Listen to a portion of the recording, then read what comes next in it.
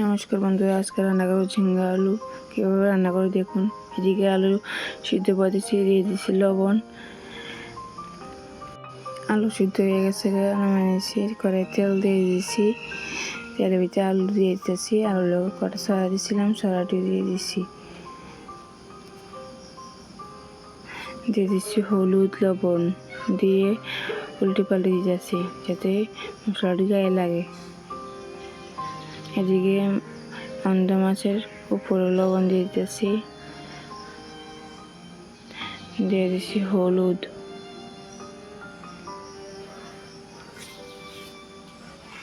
এদিকে আলু ভাজা হয়ে গেছে, হাতটা উলাই দিচ্ছি।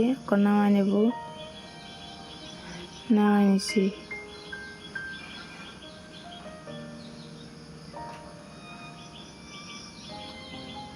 এদিকে আবার কড়াই তেল দিয়ে দিচ্ছি, দিয়ে দিব মাছটি।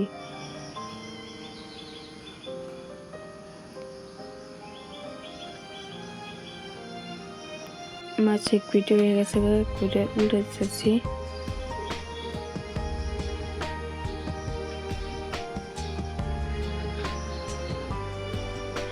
মাছ উল্টানো শেষ, এদিকে মাছ নামিয়ে দিয়েছি। সবটি মাছ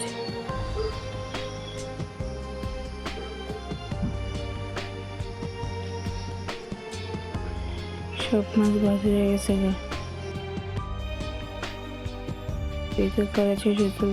দিয়েছি পাঁচফোড়ন, তেজপাতা, পেঁয়াজ কুচি করে একটা কাটে নিয়েছি, পেঁয়াজটি দিয়েছি, দিয়ে কতগুলো দিয়েছি।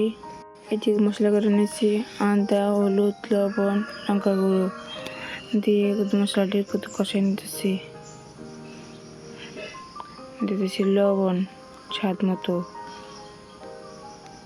এদিকে ঝিঙে দিয়ে দিতেছি, ঝিঙে দিয়ে মশলার ভিতরে কষাই নেব।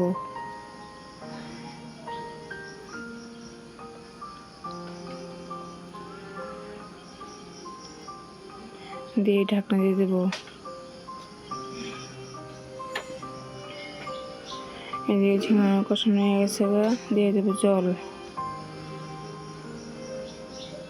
এদিকে জল দেওয়া হয়ে গেছে, দিয়ে দেবো মাছ ভাজা, চাল ভাজা, আলু ভাজা দিয়ে দিচ্ছি।